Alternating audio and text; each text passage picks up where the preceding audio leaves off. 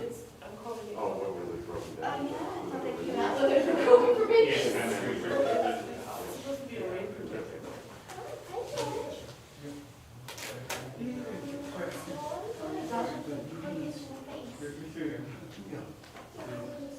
She does.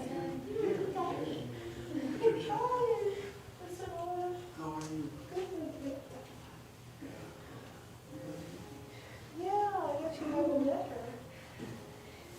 Yeah, this is Joe's neighbor to the right. Your neighbor to the right. Yeah. Oh, yes, I've seen you before. Yeah, nice to meet you. Jack. And he has been helping keep the snow off Oh, thank you. Yeah, he does the one, so. sometimes. Oh, thank you. Yeah, good. So in the blue house? The blue house. Okay. Yeah. Great. And the people in the white house next to his are also helping Yeah, shovel. yeah, never met them. I knew the Ask family when they moved out when? 2 years ago. 18? 2 years ago. Yeah. I never knew that. I'm his son. I'm Manny. That's my wife, Dawn. Yeah, I'm Dawn. Nice to meet you. Yeah, I've seen you outside and when we came, I seen you with your cars and you collect cars, right? Or Yeah, I you guess like we- cars? Yeah. I guess we just haven't done that. Sorry for your loss.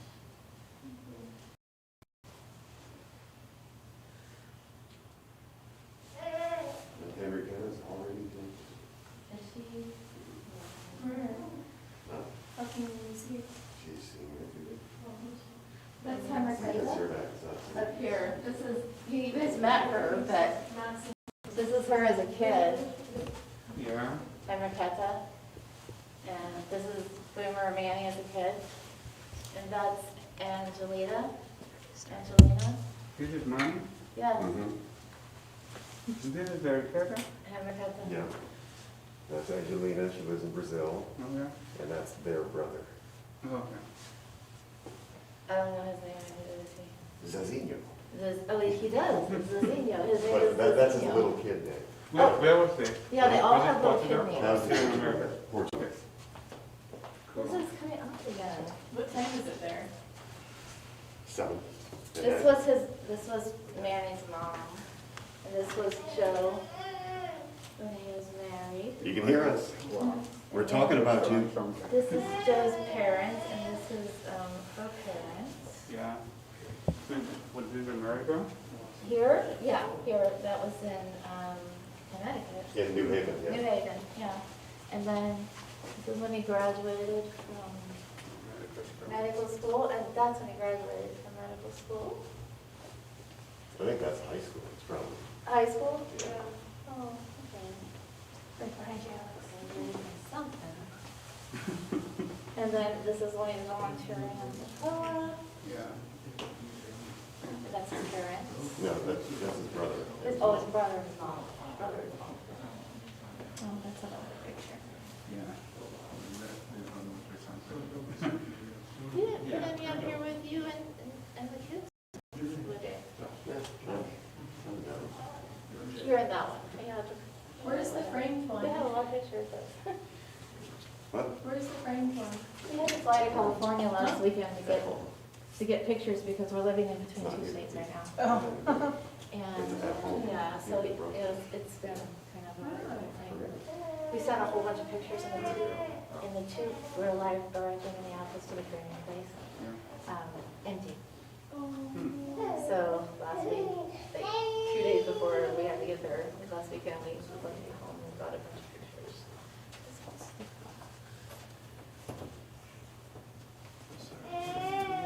Manny. Yeah. You might recognize me from this picture. That's him. And that's him. And That's him. That's me. Oh, that one. Those are my cousins, his Yeah. nieces, and that's his nephew. Where was this taken? That's in Portugal. Yeah, south of Portugal. Algarve, it's the southern province of Portugal. It's the beach touristy area. Sure, sure. Must be like 27. Yeah, pretty much, yeah, not as much. Now it's a bunch of, British people taking vacation, taking a holiday. Well, that's good. Sure.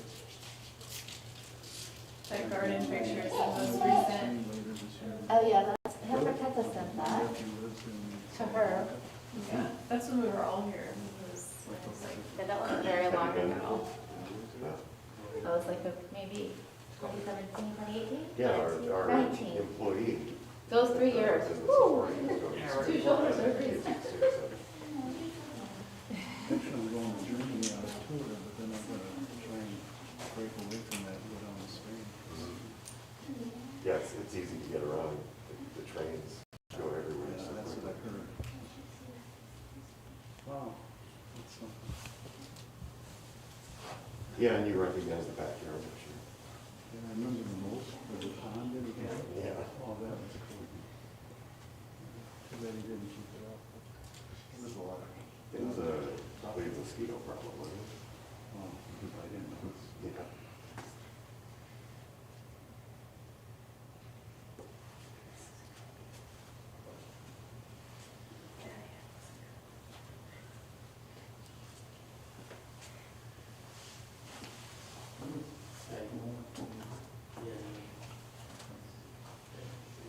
Did you guys interact much? You have conversations with them? Not a lot. Okay.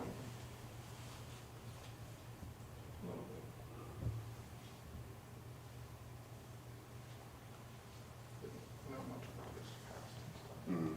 So it's cool to see that. Yeah, he definitely had a lot of chapters in his life, but a lot of changes.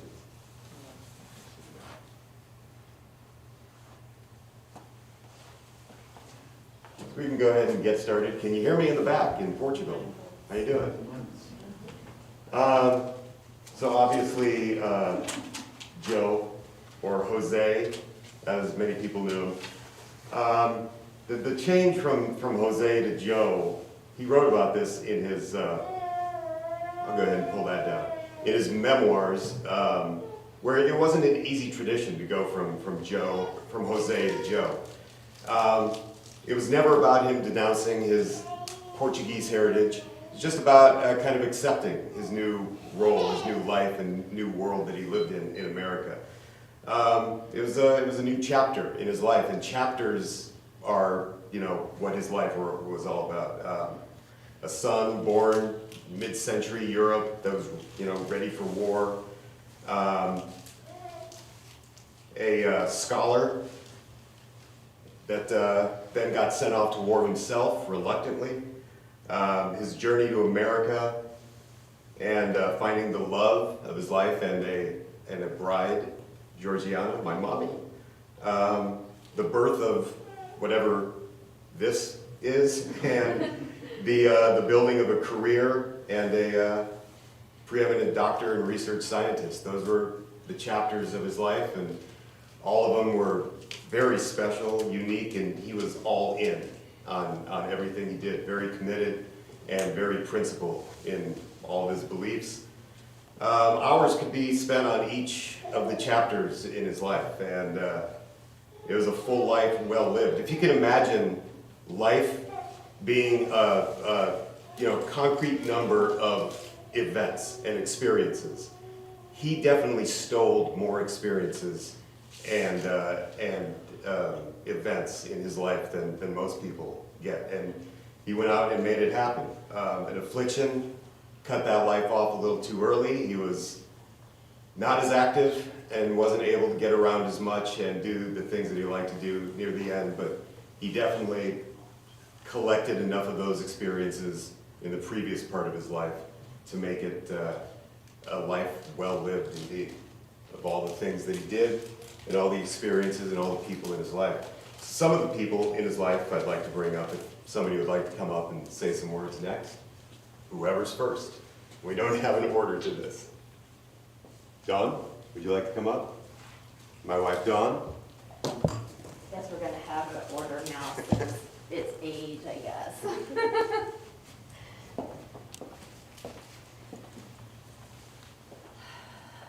Okay, so I've always called him Joe, so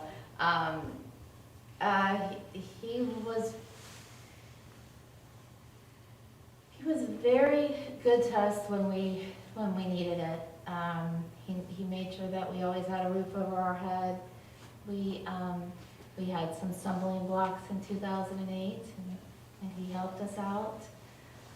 He's always helped my kids out immensely.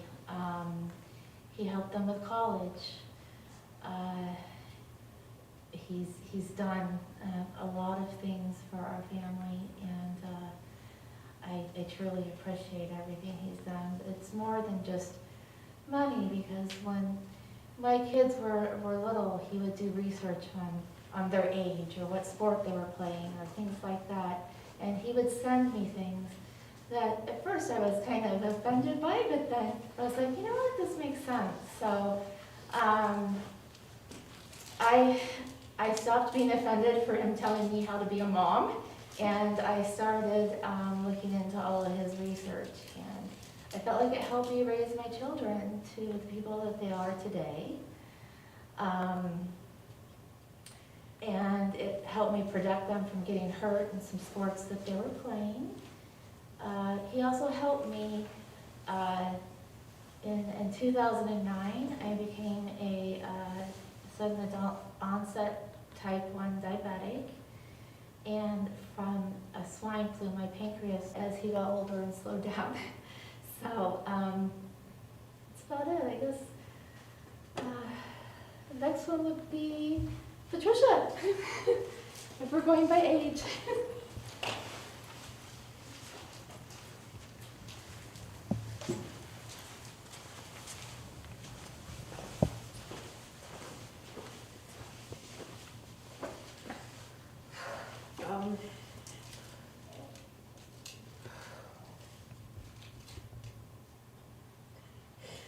I've known Joe for nearly a decade, and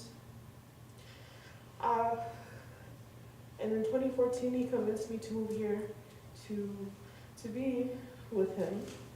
And so since 2014 I've been part of his journey. He actually, the beginning of his issues started around that time too. His first fall happened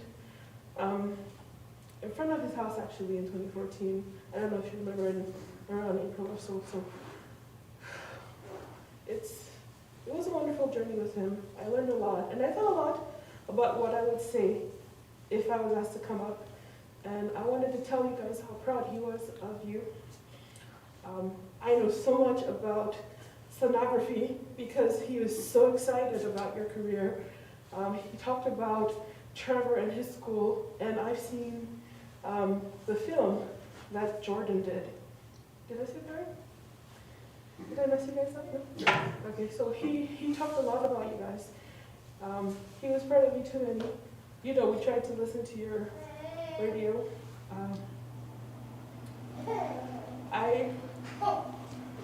It was interesting to see the changes in him.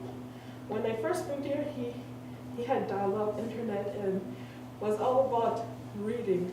But at the end of his life, he became a big YouTuber and was constantly researching things and watching movies and just being less serious about life, or enjoying more of life. I guess that's what I'd say. That he loved you guys, he was proud of you, and it was an honor to be part of his life. Thank you. Thank you.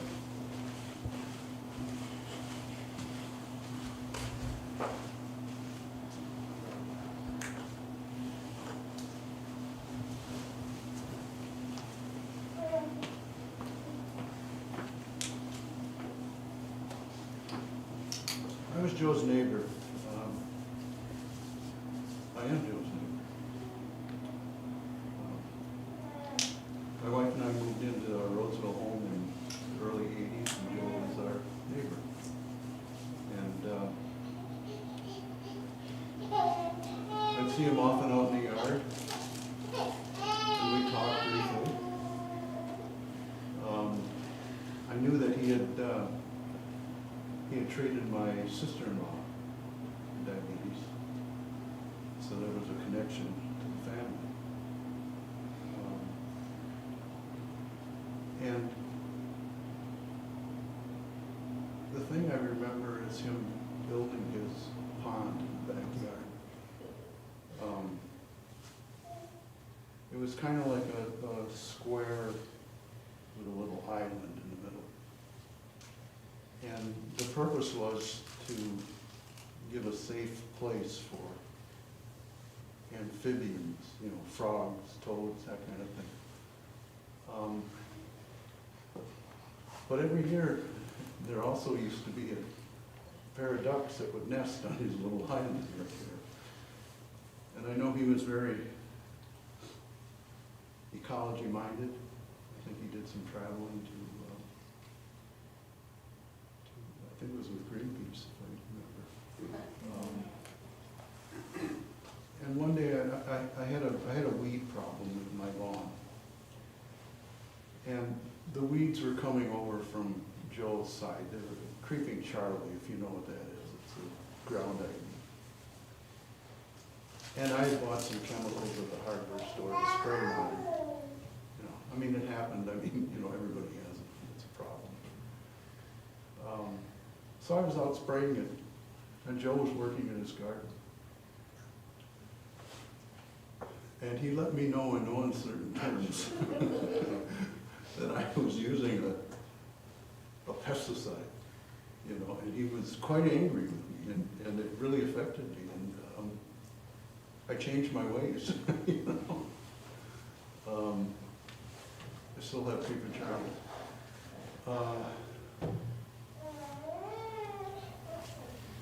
And I remember one day I was cutting the lawn and I found a toad in my grass in the front yard. And this is after he had repaired his backyard and filled in the pond and everything. But I took the toad over there and I said, Joe, look at, you know, they're here, they're still around, you know. And I let it go in his yard, you know. I mean, it was fine having my yard, but his yard is better suited for it than mine. And I missed him over the last few years here, not seeing him. I always see the light in the window.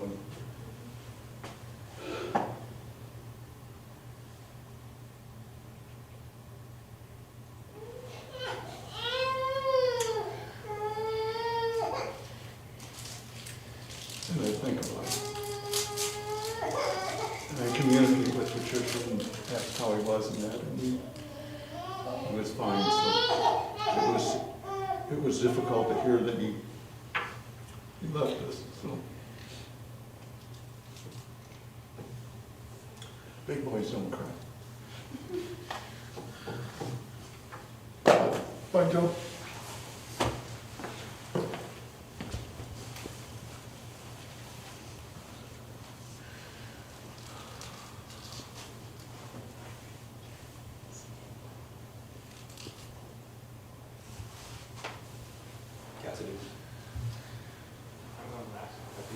Oh, yeah, he's doing the video. Your turn.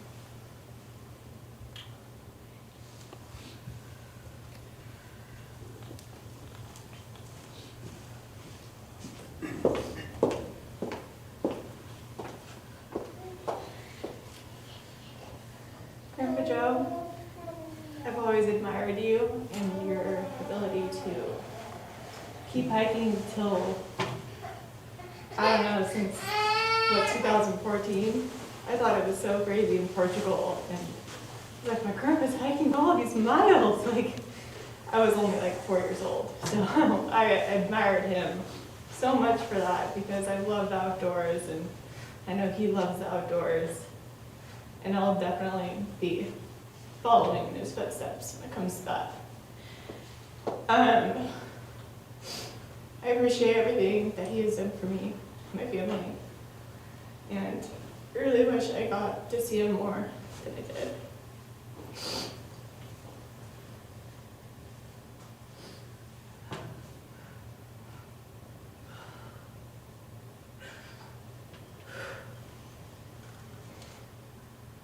I know that he wanted to see us more too, and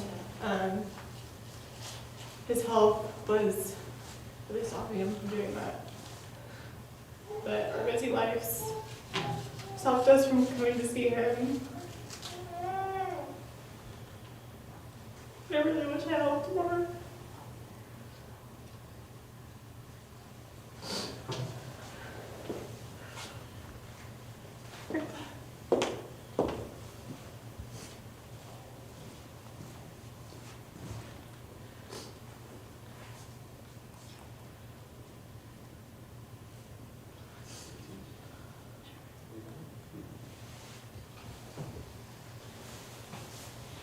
If nobody else has any further words, we have a video presentation.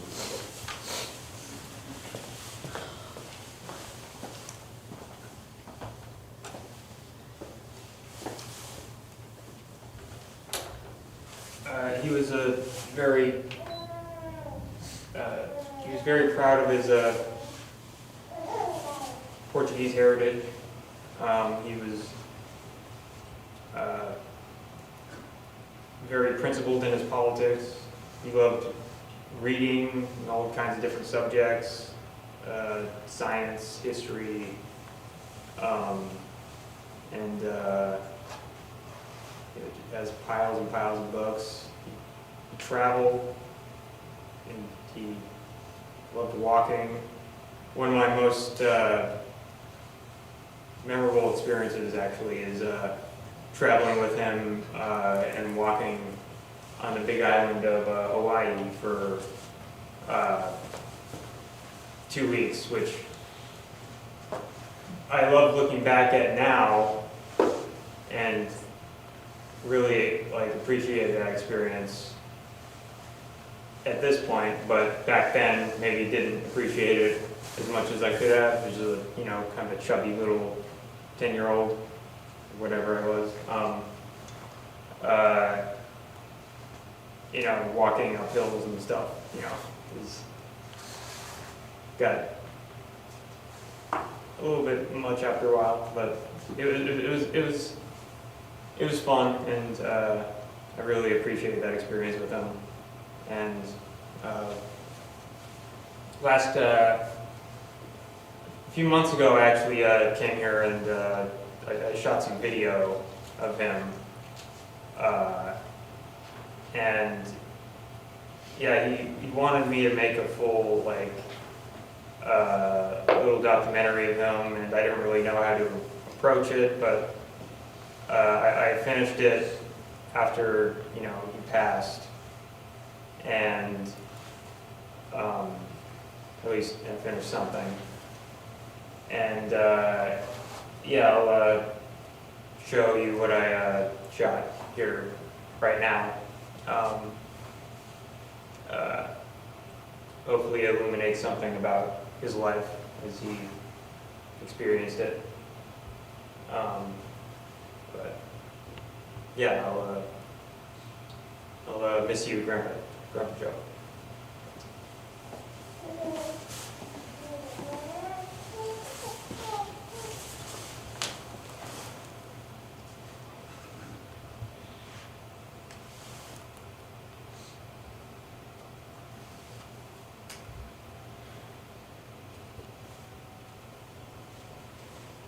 And I haven't played it with these speakers, so excuse the audio. Sure.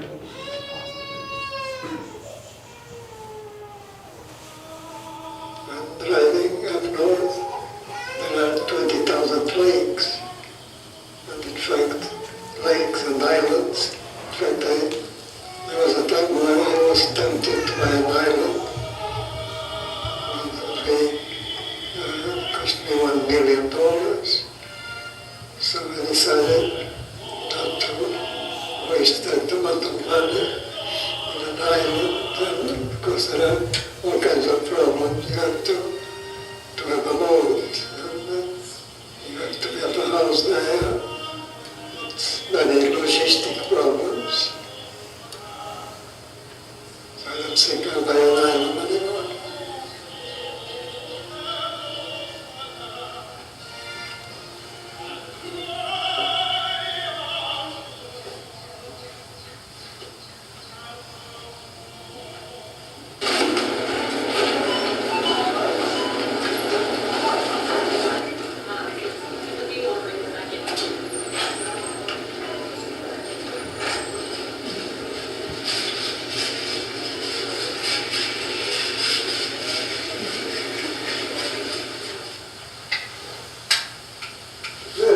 Like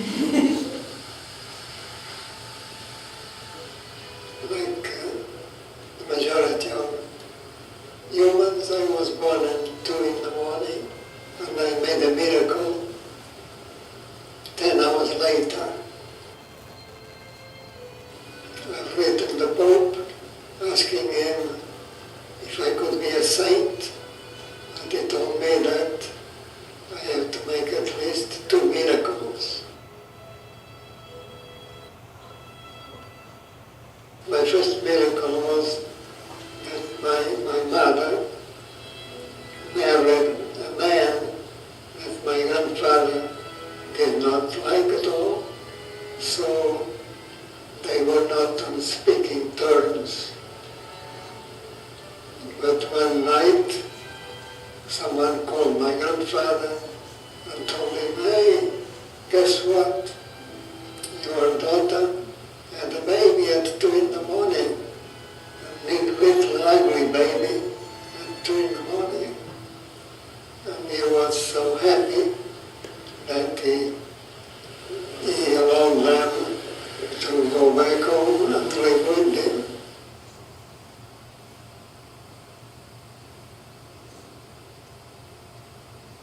So he retired a long time ago, more than 20 years. That's when I started traveling. I went to France, England, Norway, Great Oaks in Norway. I was the black sheep in the family. I fought a lot with my brother.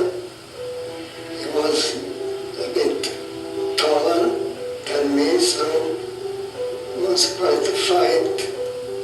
And my parents were very upset with that, so they put me in a school of Jesuits, a Catholic school, where I was 24/7 there.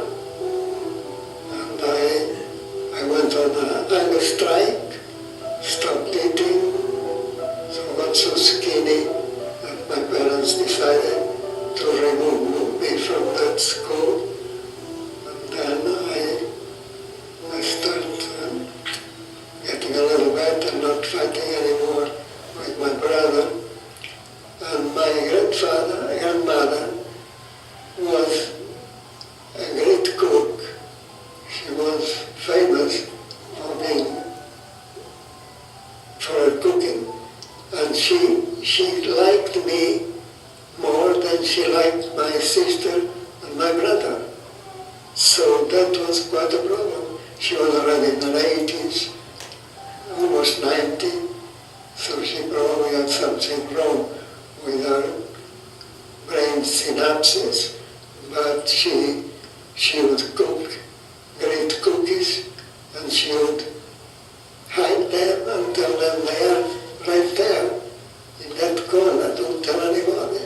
The cookie is just for me. So that caused a lot of problems. Yes, you have hard times sitting still, yes, so it was passed on to you, basically. Can I ask you what your father's symptoms have been and what it was like for you to observe him when you were a child? I mean, it's something that I think most people wouldn't notice, like, honestly. It's something that I think unless you are in tune with it. My dad just doesn't sit still. He's still, even to this day, but doesn't sit still. He's kind of... I went to college, went to medical school, and then there were not much connections with my brother anymore. And I became a physician, and I immediately decided that in order to do medical research, I should probably go to the United States. So I came and I started in New Haven, Connecticut. The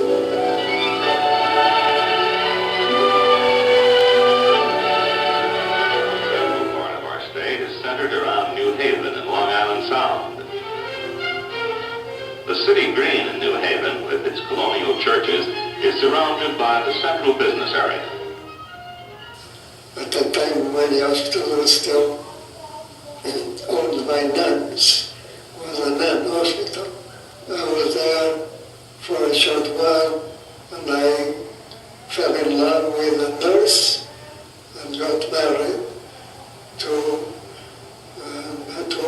Georgiana, and we had a son,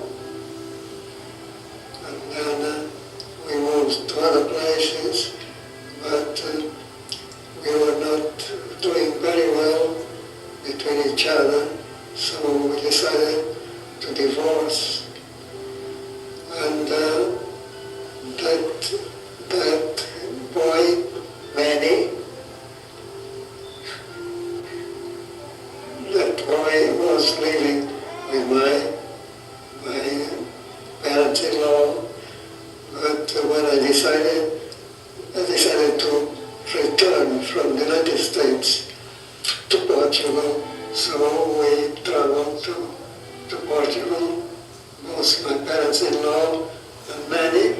And one of the problems with the Portuguese is they are sometimes too friendly. So if I was in a bus with Manny, and Manny started talking to me with his heavy accent, some women will say, "Oh, what a beautiful little boy," and come over to him and try to kiss him. He didn't like him at all. He kicked them out. So, and he would say, "Gee, in Portugal, they are so stupid, they don't even know what is baseball." So he never really adapted well to Portugal. So in part for that reason, I decided to come back to the United States.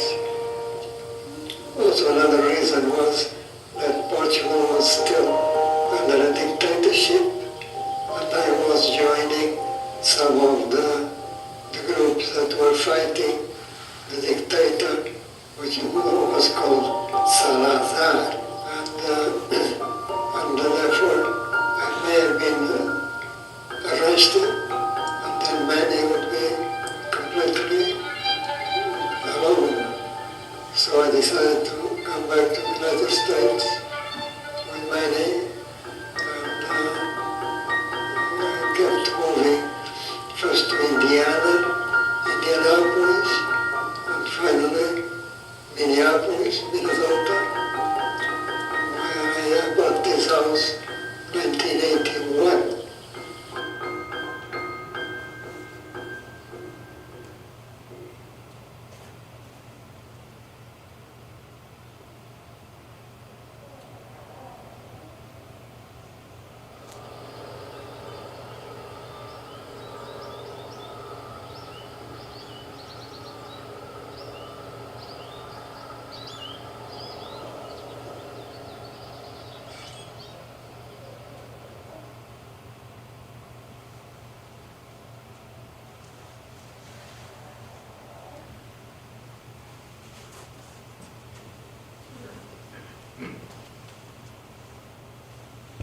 Thank you to Jordan for putting that together.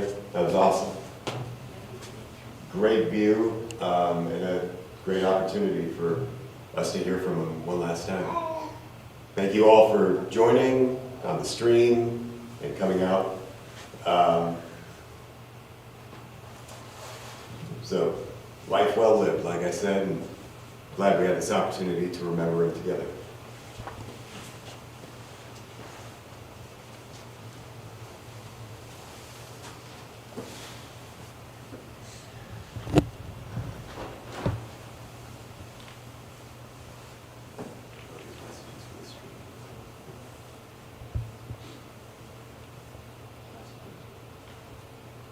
So, do you want to answer the messages on the street? Hmm? Is there a message? Not like that.